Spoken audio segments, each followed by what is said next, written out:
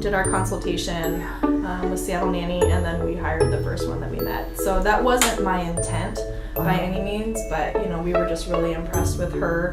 I think I did meet with one after her just because I was like, let's make Seattle Nanny do their job. For sure. But yeah, and then Isabel was interviewing other places and we didn't want to let her go. So it wasn't a long process for us. Teammates are like oxygen. Beautiful. They can pump you up Yeah! or calm you down.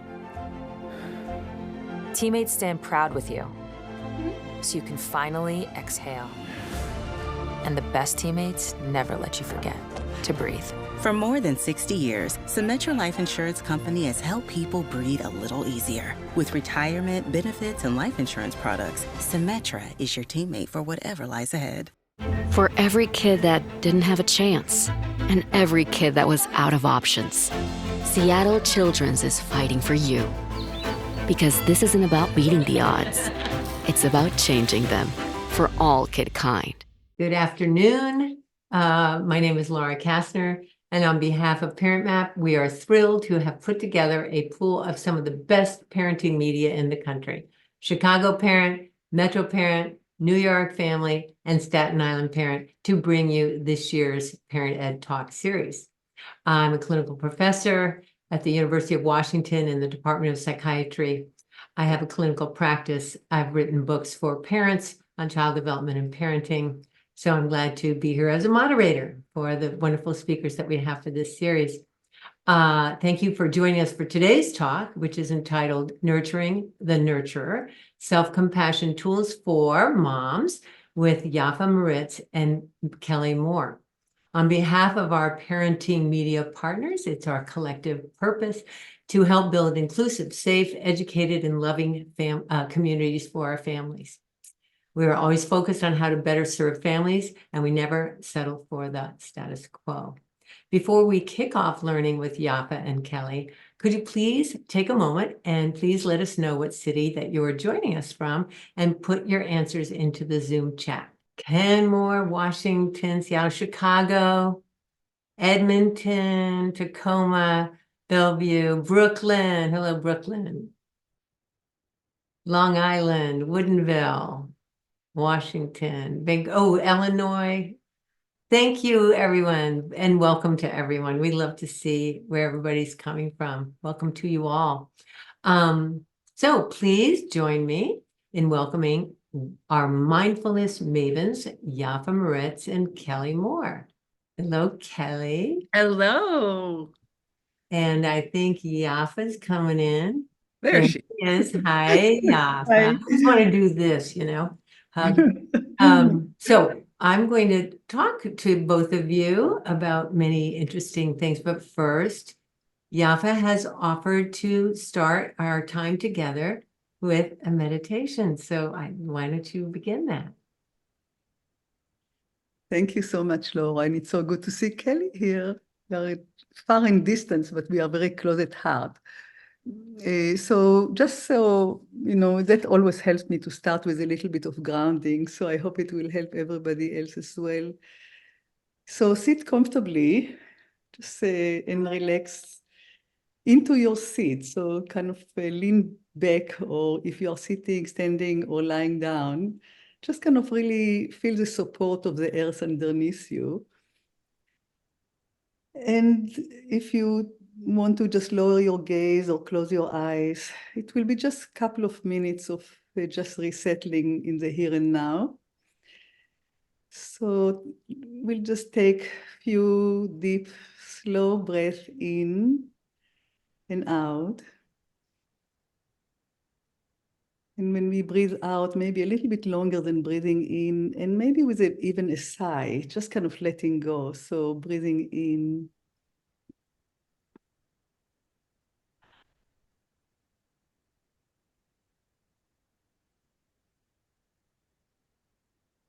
Just settling in this moment. And if you want to just add a little mantra, a little word to support this moment, you can say when you breathe in, I have arrived. When you breathe out, I'm here. just a reminder that we it's the middle of the day and we came from somewhere and we are going somewhere, but right now we are fully here. So I have arrived. When you breathe in, I'm here, just a few times.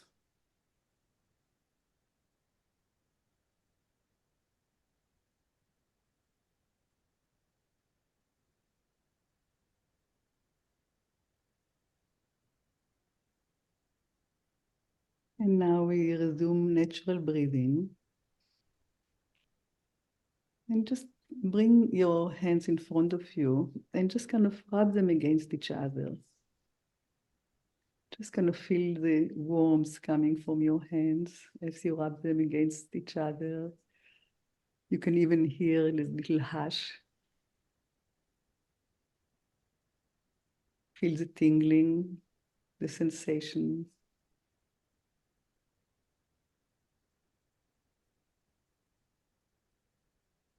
Now, just put your hands on your heart.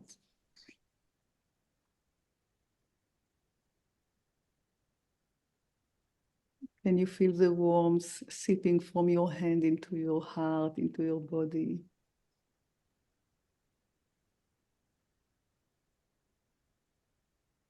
Gentle touch, cradling your heart with your hands. And just kind of asking yourself, how is my heart doing? Checking in with yourself. Listening. How is my heart doing? Just accepting the response, whatever it is. No judgment.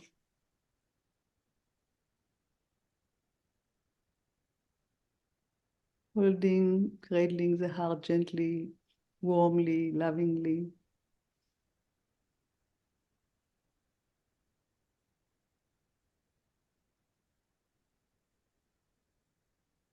Maybe we can end with another mantra that I found really helpful, another little sentence to support us.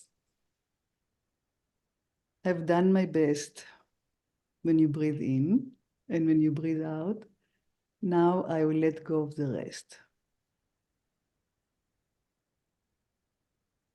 I've done my best. Now I let go of the rest.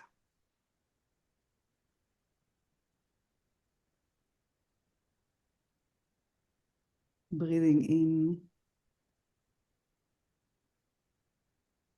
nurturing ourselves, breathing out, letting go.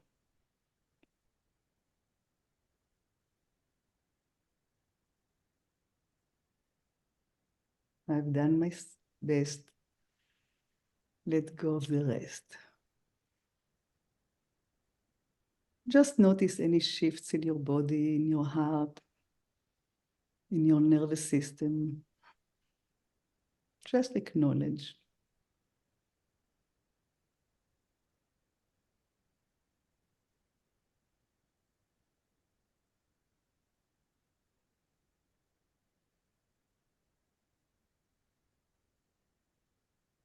And we'll just end with a little wish for all. May I be well. May we all be well.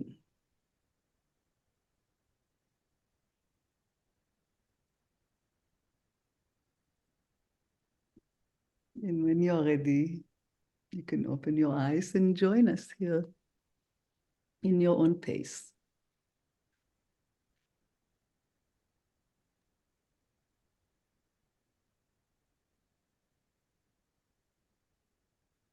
It's really hard to shift out of that, Yaffa. I needed it, so thank you for indulging me. Thank you. That was for Yaffa and I. Hope it worked for other people. It helped us three. That's right. Yeah, exactly. How far did our heart rate go down, Kelly? I don't know. Mine went down a lot. I did too. I thought, don't forget to come back. So, Yaffa, it would be great to begin with your journey to mindful parenting and tell us more about listening mothers, the project that you had to create, reflective parenting and discipline from the heart, of course, and then creating the community online for the community for mindful parents. So if you could tell us a little bit about that, it'd be a great place to begin.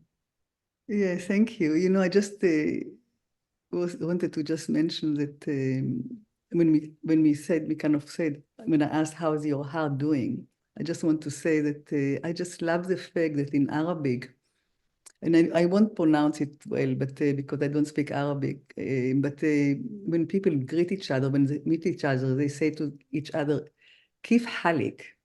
And I always wonder, I didn't know what it means when I lived in Israel, but Kif halik means, how is your heart doing? So when they meet people, they just kind of stop for a moment and say, how's your heart doing? So this to me is like my guiding light right now, checking with my heart. So I was kind of like, it's also, I just kind of will jump a little bit to the end of your question, because you talked about the community of mindful parents. And I just want to say something, because I think it will kind of shed light a little bit. I was calling it at the beginning community of mindful parents, and Maila Kabat-Zinn, who is a friend, was saying to me, it's not a community of mindful parents, it's a community of mindful parenting, and that's how the name is, because you're never done. I mean, it's never like something that is set and done, and now you are a mindful parent, but it's an ongoing process. So I think parenting, and I am now a grandparent too, it's an ongoing process that goes on forever, and we always learn and grow from it. So the community of mindful parenting. I studied, I studied clinical social work and then psychology, and I was a psychotherapist, and always was interested in attachment theory, was interested in kind of well-being. At beginning of my clinical life, I worked a lot mostly with adults, and but it's always inevitable that you kind of think, so what kind of baby is sitting in front of me, you know? What experience is a 50-year-old man had as a child? You know, you always kind of think and attachment theory is, you know, it's a theory that is, you know, Bowlby, it's kind of, you know, from ages ago, from almost 100 years ago, when people realize that there is some basic kind of like a beginning of life that can help with secure attachment, what they call secure attachment, with kind of a bonding and relational health of child and family. And that it's kind of something that everybody naturally knows, is that and because we know it in our experience, we are all children at heart, and we are all still have basic needs, and the basic needs is, am I heard? Am I felt? Am I listened to? Am I validated? Do I have ways to regulate my stress? You know, in secure attachment, they said there are two kind of core principles, and I always think of it as a movement between moving from from secure base to safe haven. You know, kind of, and in between, we are accompanied by an adult, in the case of parent, you know, a child with a parent, who helps you kind of really find those secure base and that safe haven, and help you kind of regulate your emotions, and you know that you belong, you know that there is a really healthy connection and sense of belonging. But you know, it's so this is all happens, but we kind of like, we know that this is a theory, but how do we bring it to the everyday life? And then, you know, I started to, about 15 years ago, 20 years ago, I discovered the world of meditation and self-compassion.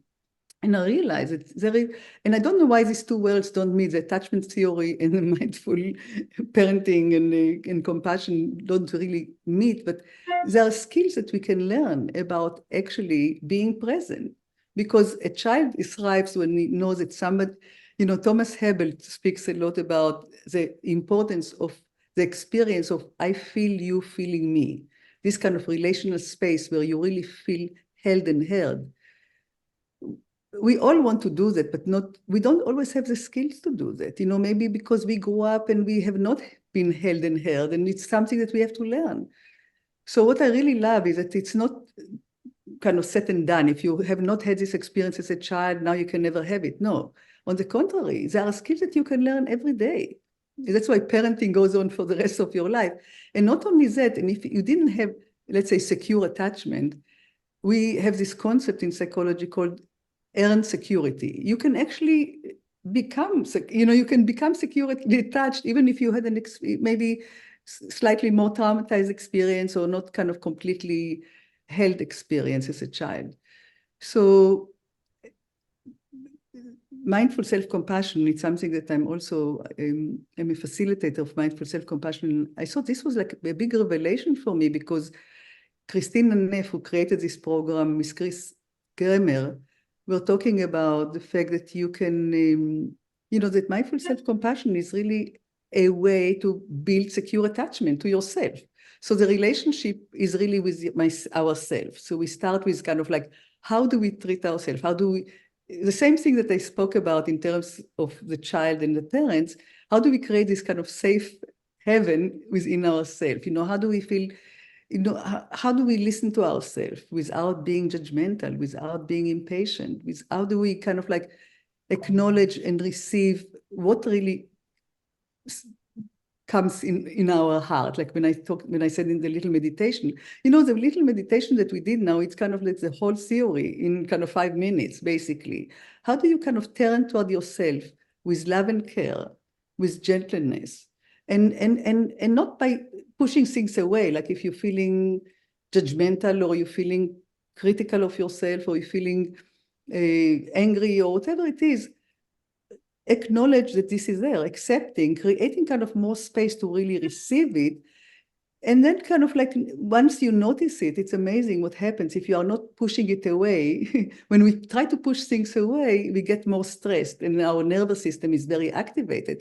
But it's amazing what happens if we create space and we feel the stability of the flow, we feel held by the gravity, we feel held by whatever bigger than us, and we are able to kind of really notice what's happening. And also, just like a mother to a child, we do certain kind of gestures. For example, putting your hand, touch is very important with secure attachment. So touching ourselves wherever it's comfortable for. I mean, maybe some people don't feel so comfortable touching, let's say, on their heart or on the belly. So maybe they just can touch on their arm, just kind of like, but the touch is very important. So just as gentle as possible and whatever you need, really, and whatever feels good. So just kind of noticing what's really good for you.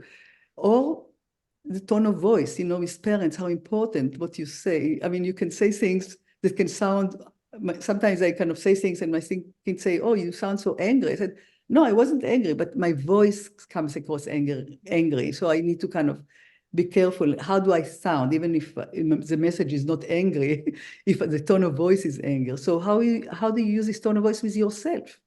Mm-hmm. So kind of like talk to yourself in a gentle way, hold yourself in a gentle way, listen to yourself, create kind of this. And the most important thing, of course, is to create the time, the 5 minutes that it takes sometimes to just kind of like be there present with your own self in a loving and kind way. That's the whole theory.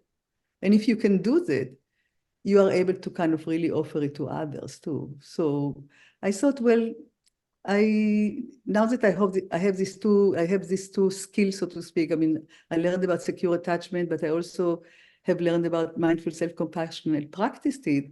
I wanted to bring those together, and that's how this idea of creating groups early. The first groups were for listening mothers, were for mothers and babies, because it's so important to kind of really start from the very beginning, having this nurturing cycle going on, because it's a flow. It's always a flow. It's a giving and receiving, mother and baby.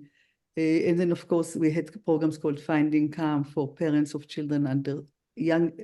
We focus on the young age because I kind of think I really want the foundations to be such as that. So that's, I think, more or less. Thank you. Well, to bring in Kelly. So Kelly, I thought I'd ask you the same question, but I'm going to introduce it with a little story that leads into the question. 3 weeks ago, Brenna sent me some materials to prepare.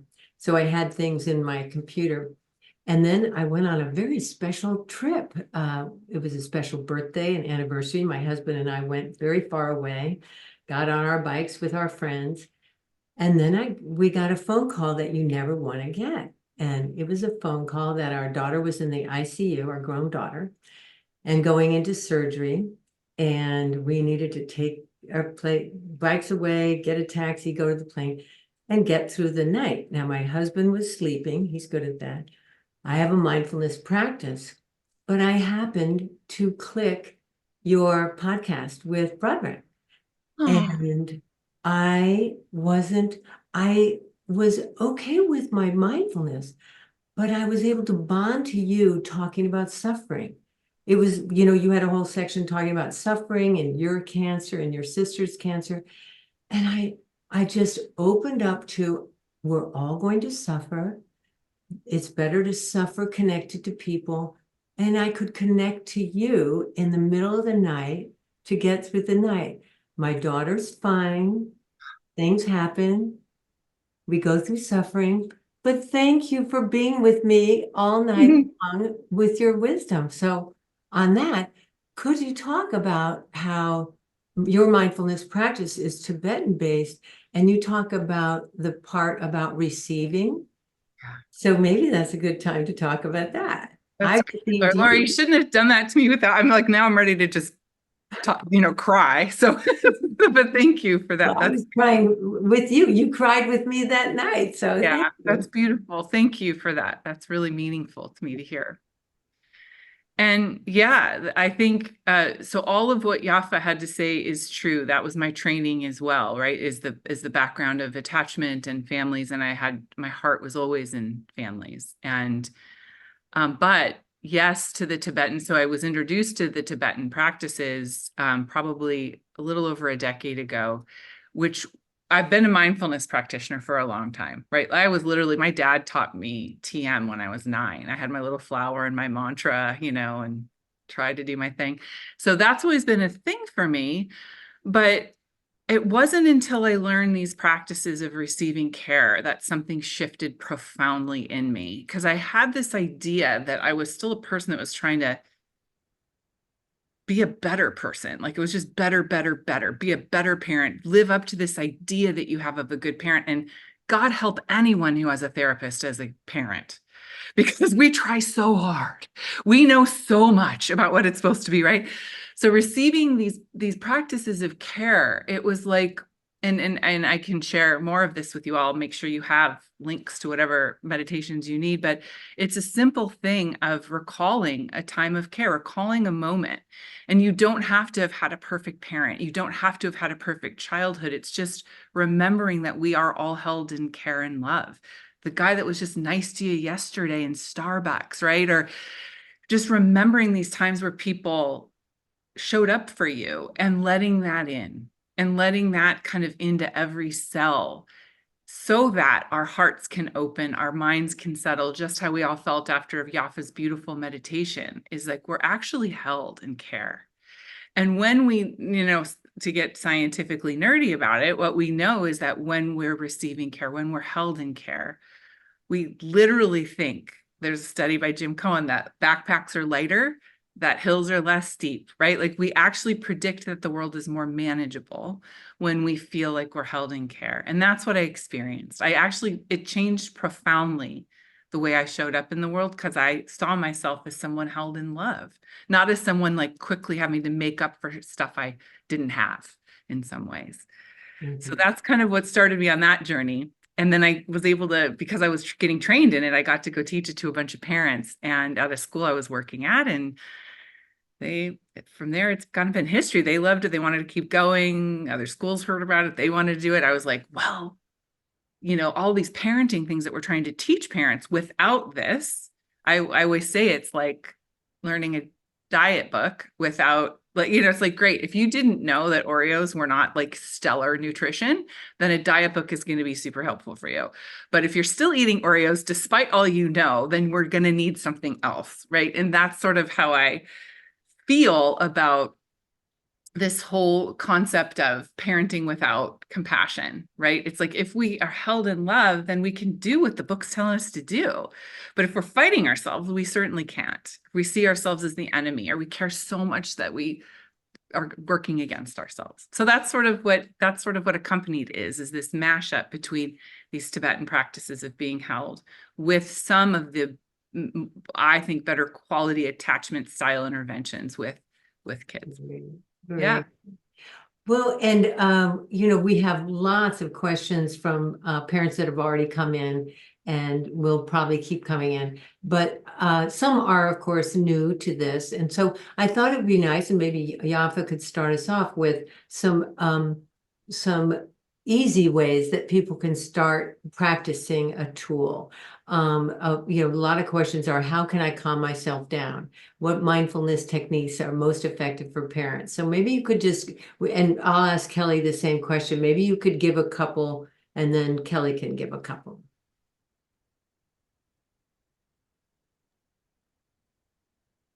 Even like the mantra that I was saying, I have done my best. I will let go of the rest, that's what we do in our groups.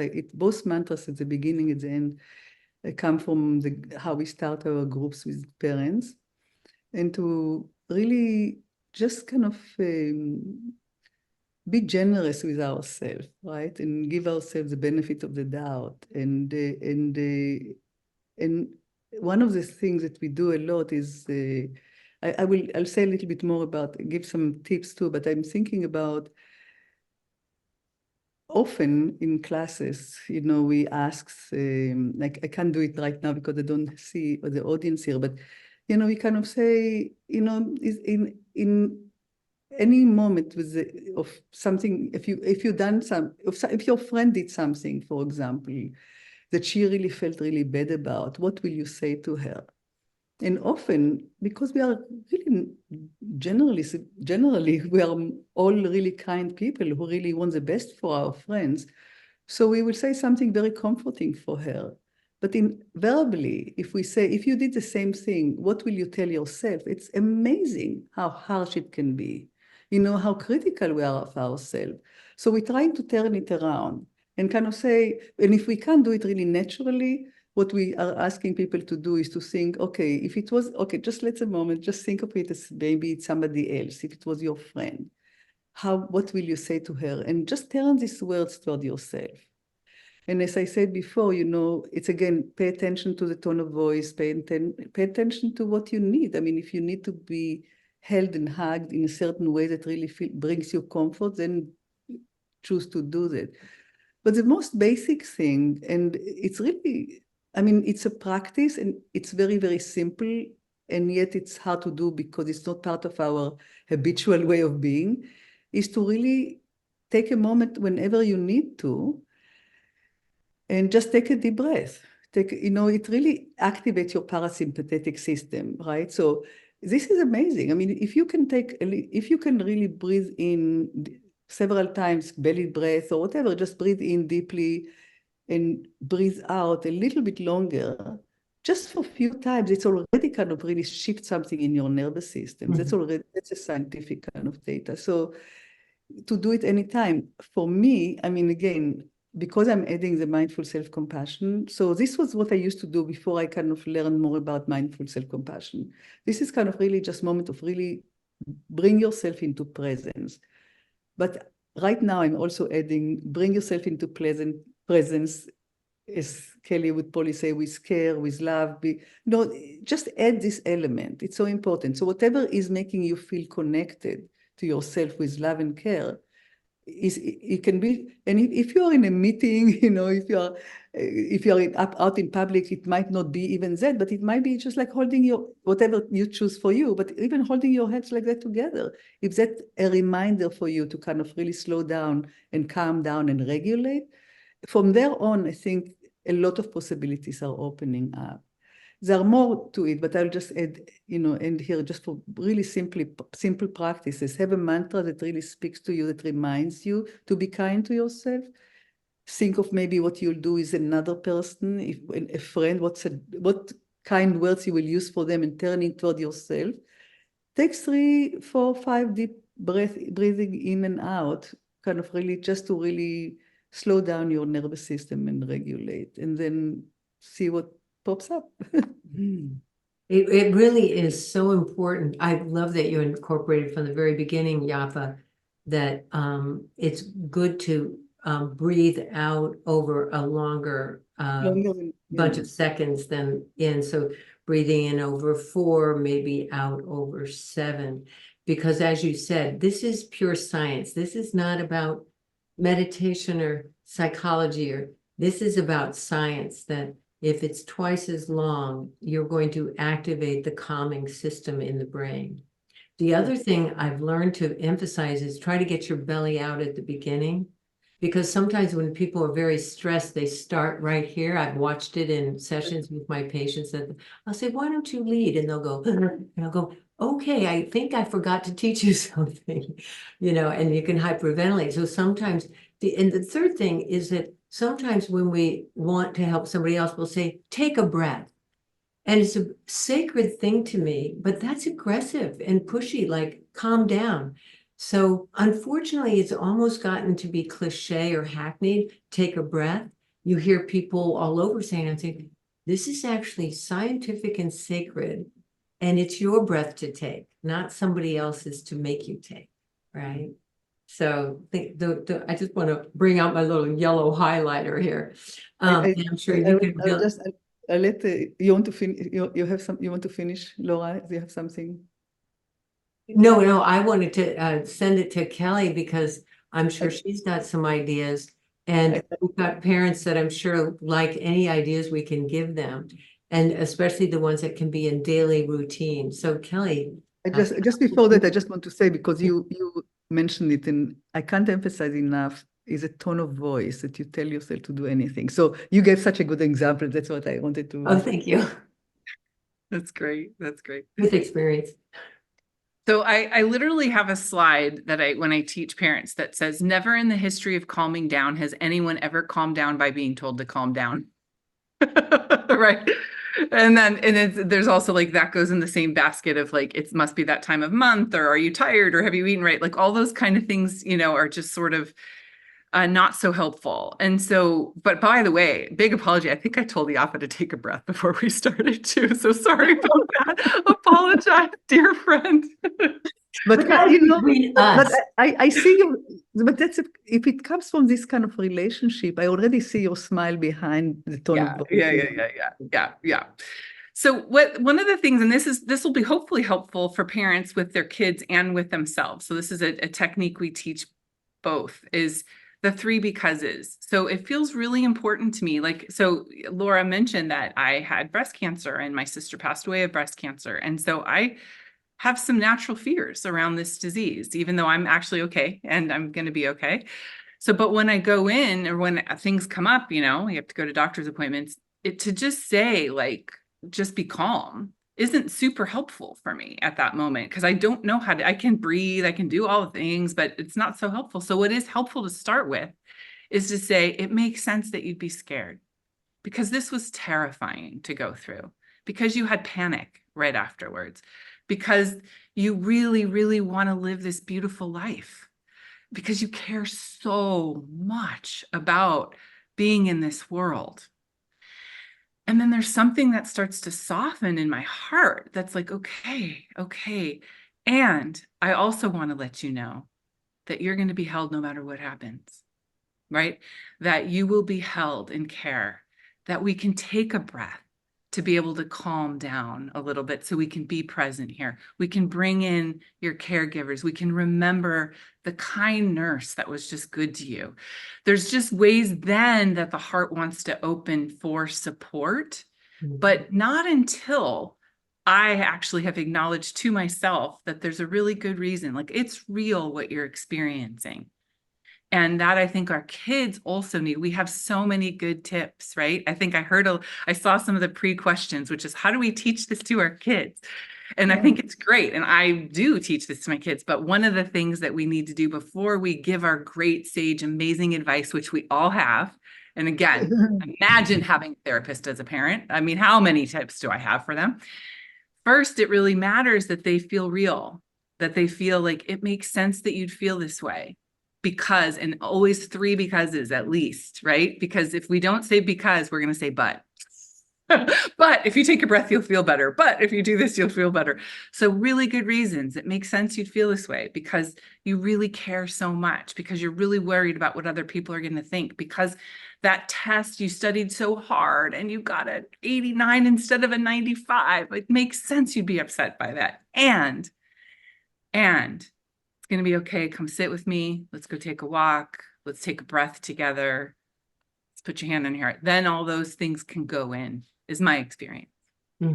Really helpful. And we'll be coming back to that one because I find that parents really want to rush to help their children. And of course, oxygen to mom first, and then we help the child. If we just care so much. We care so much. So we bring out all of the caring is just so earnest. And it's like, I just want to do it right, you know?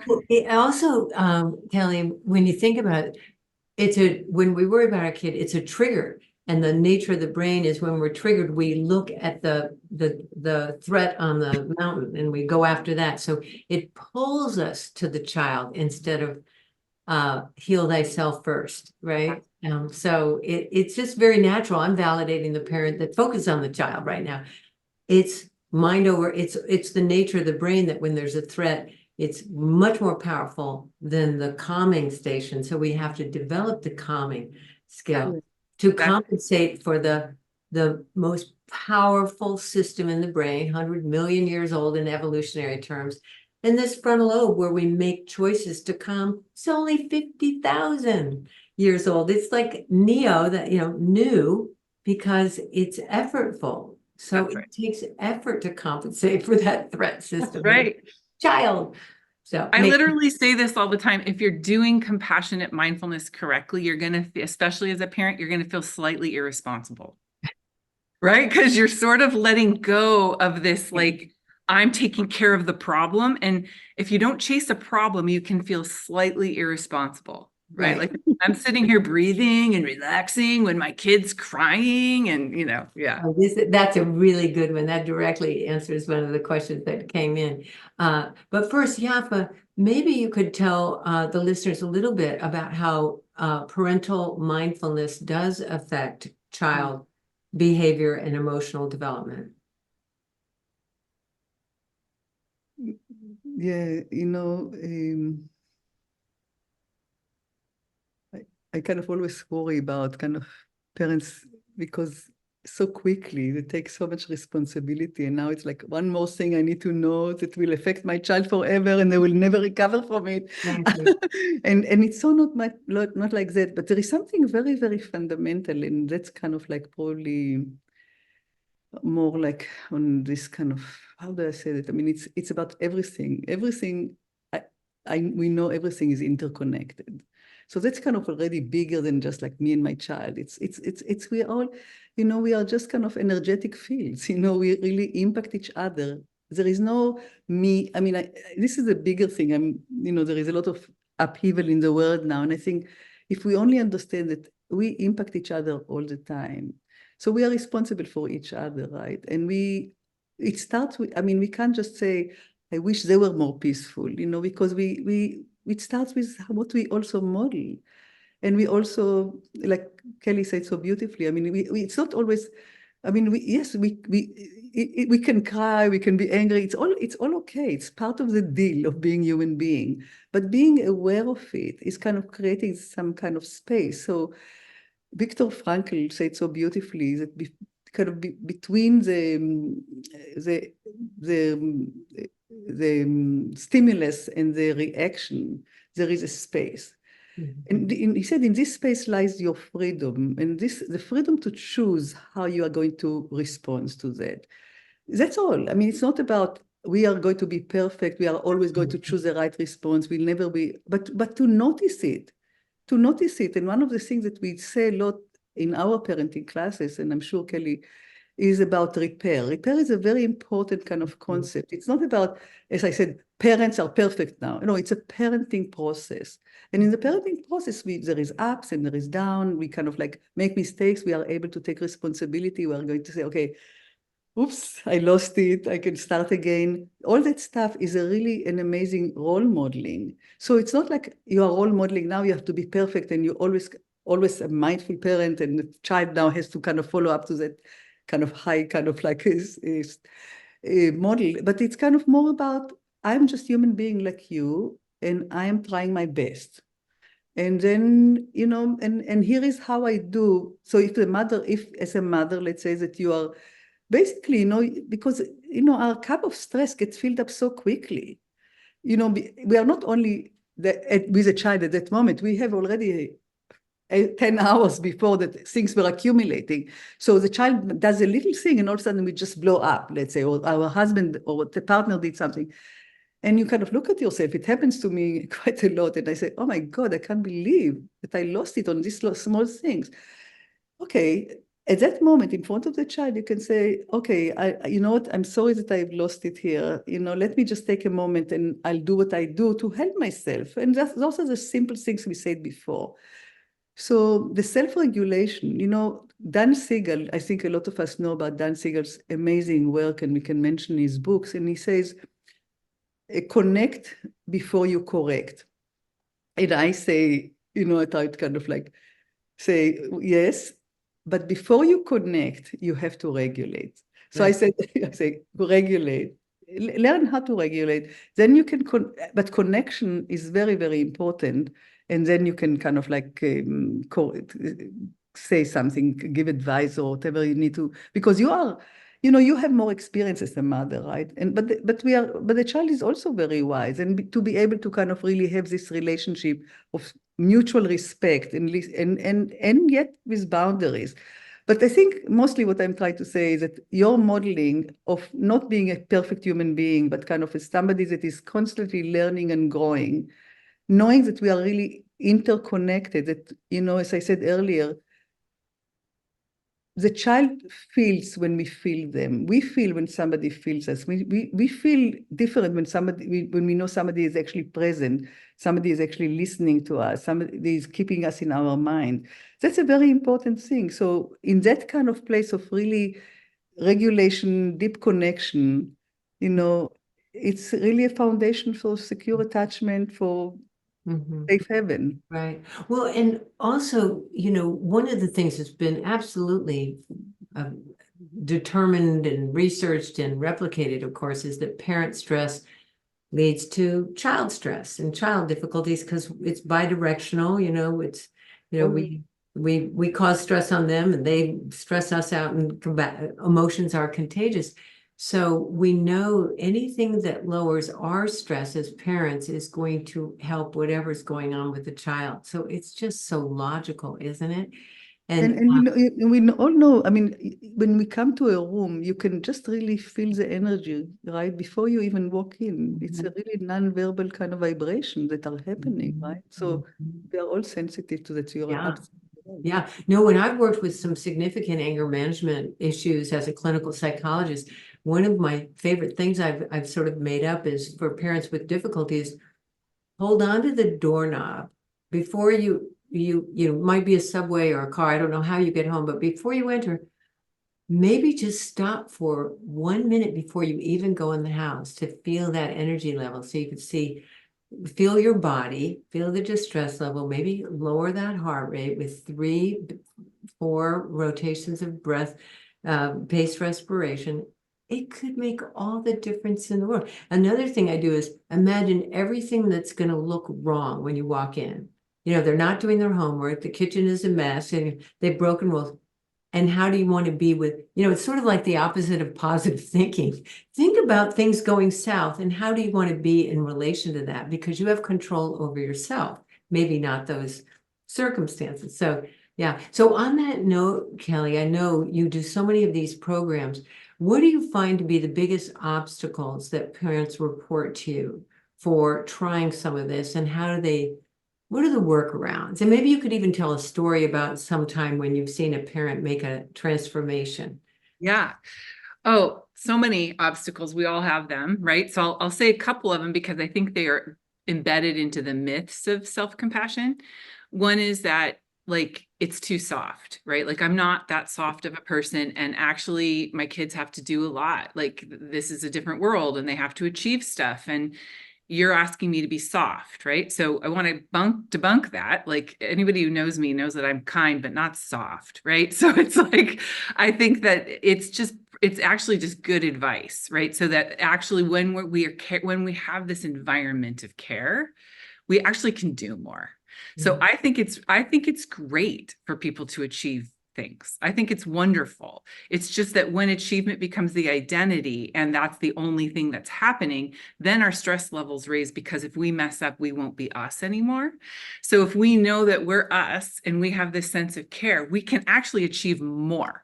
And so that's some of the stories. I've been interviewing a lot of folks lately as I'm writing a little bit of a book that should be out in the next 20 years. I don't know by my pace right now, but I've been interviewing people and hearing some of the stories. And that's one of them, is that to like actually they stopped looking so much at what their kid was doing and achieving and started looking at the kid underneath. Yeah. And that when they were able to do that and just be with them versus this idea of them and how they're supposed to, because they're going in as I'm a good parent. How do I measure whether I'm a good parent? Whether you're a perfect child, right? So you are my outcome measure. So I need you to be good because then it'll make me feel good. And when that sort of myth got busted a little bit, there was some softness there. There was like, you're a human, I'm a human, I can see you. And actually achievement still happened. Surprise, surprise. Like we don't have to be like that to have sort of good things happen. Mm-hmm. And I think the other big myth is the binary. I heard this in a lot of questions, is this idea that like, what if I can't care for myself? It makes me feel so guilty, right? Like it makes me feel ashamed and guilty to do that. And I guess what I want to say is that care is not binary. There's a flow of care. When it opens up in me, I have so much more to give you. Like it's infinite more to give you. My nieces were fighting when they were little over, they were making up little muffins in their tins, and they were fighting over made up muffins. I'm like, make up some more. You know what I mean? Like there's an abundance. So that's sort of how I feel about this flow of care. There's an abundance of it. And when I open it up to just be like, it's okay. Like they're just, Yaffa's voice when she was leading us in meditation. Imagine that was our voice every day.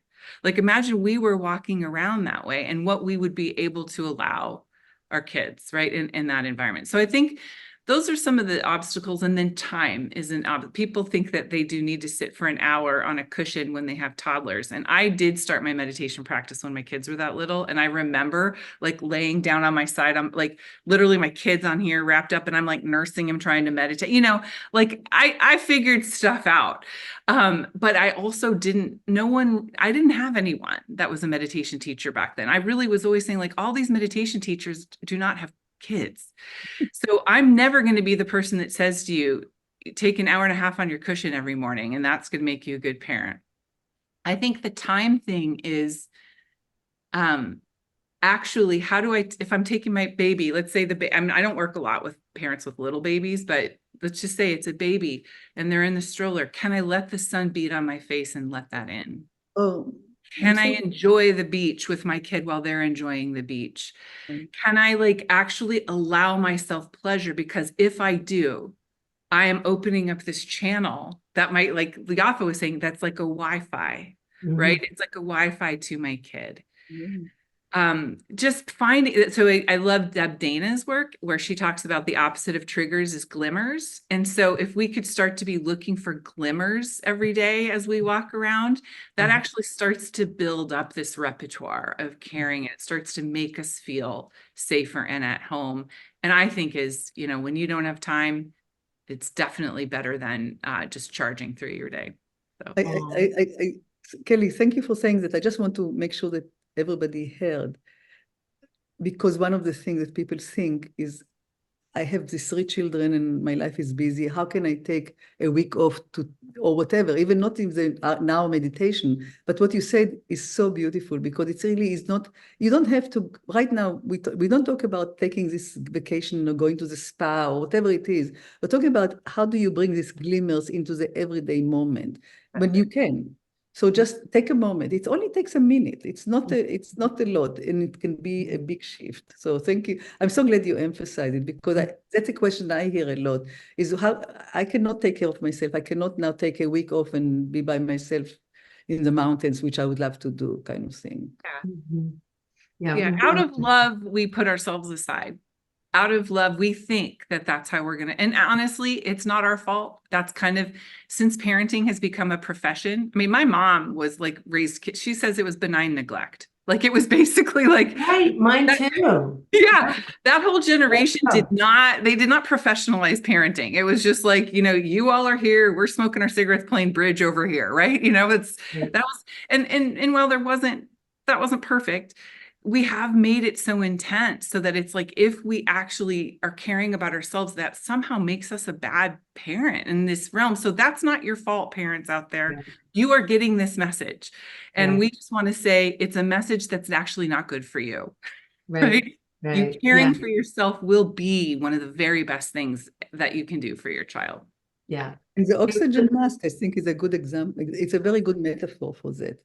We can't really make sure that the kids can breathe if we don't have our own oxygen mask on first. So it's not it's a kind of it's a lifesaver for us. I mean, we have to do it. We have to be able to replenish ourselves, fill our own cup because we care about our children.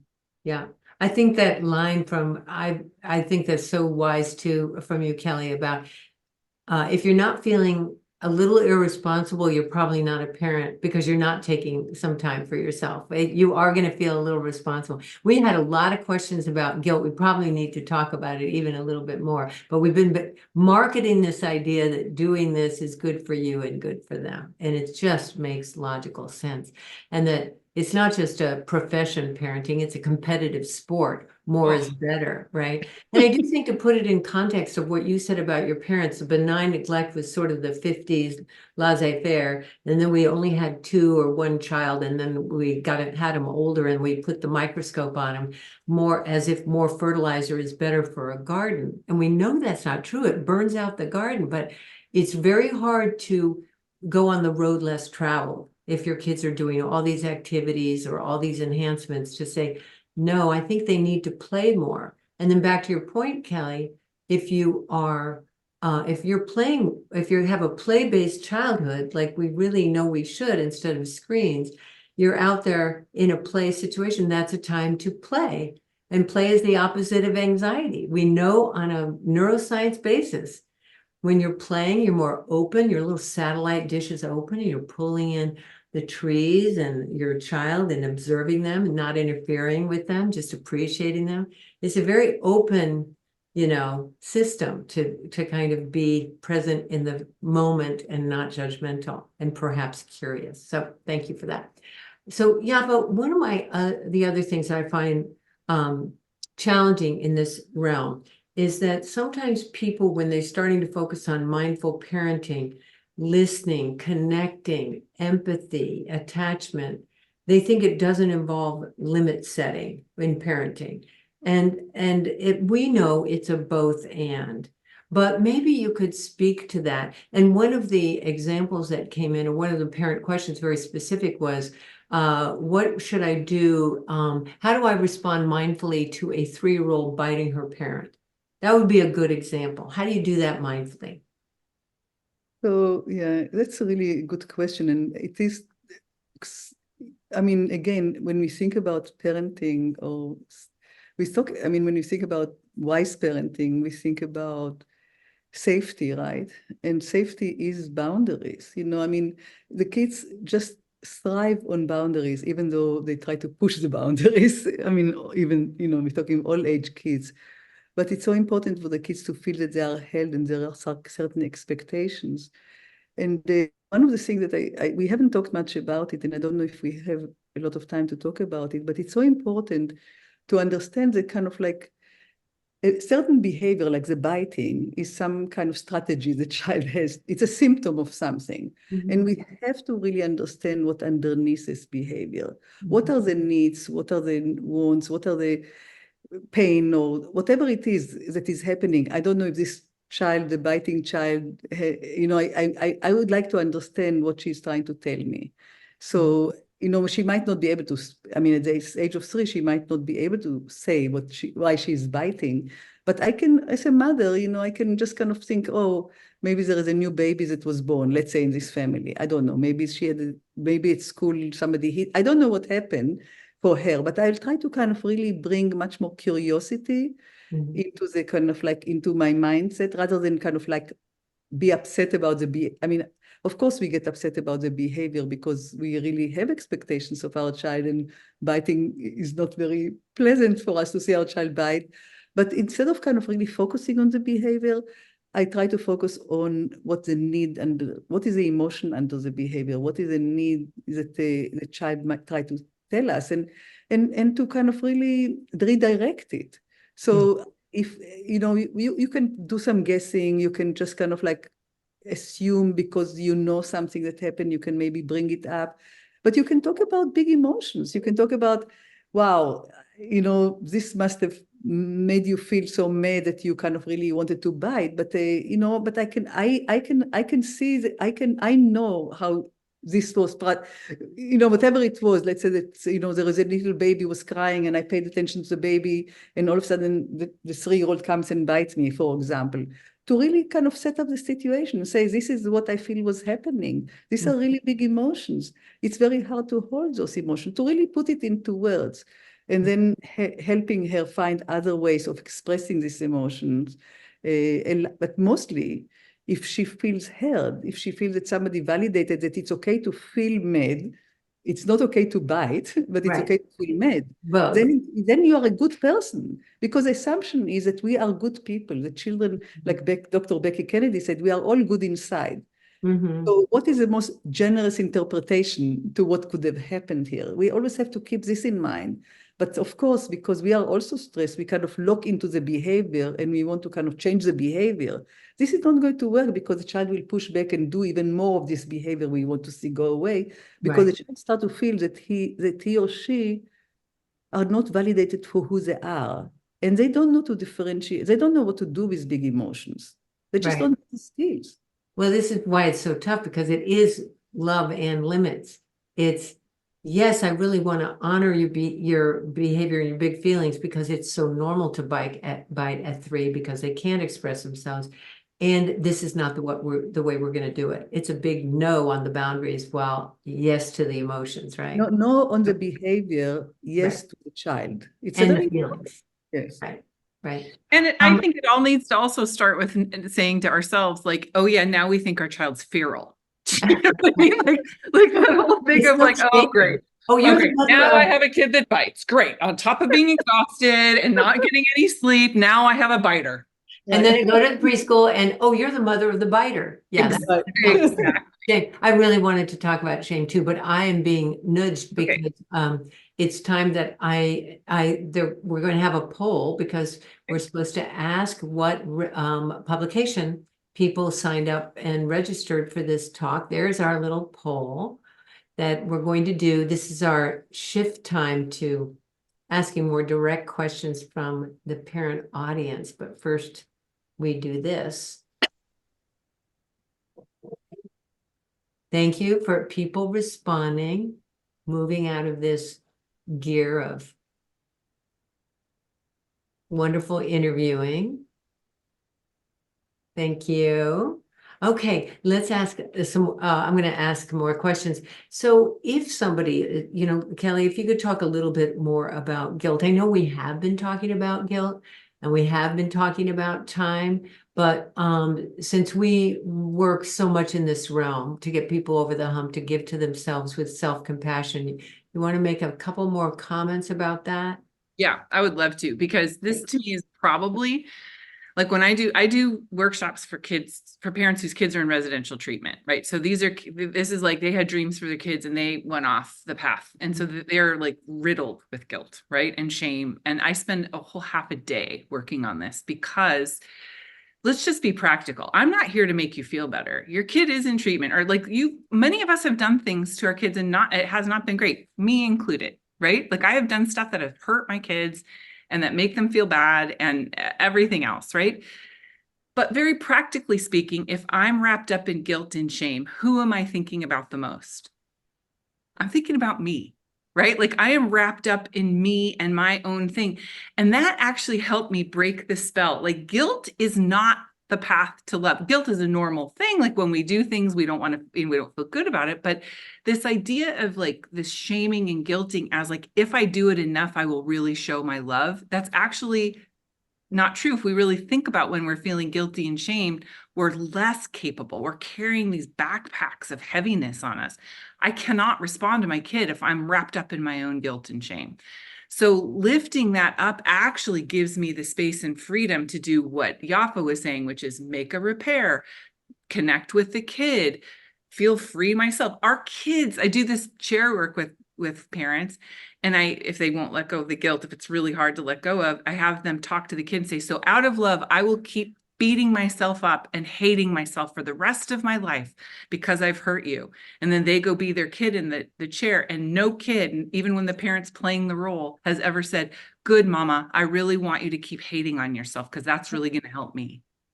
Right? No kid wants their parent to hate themselves.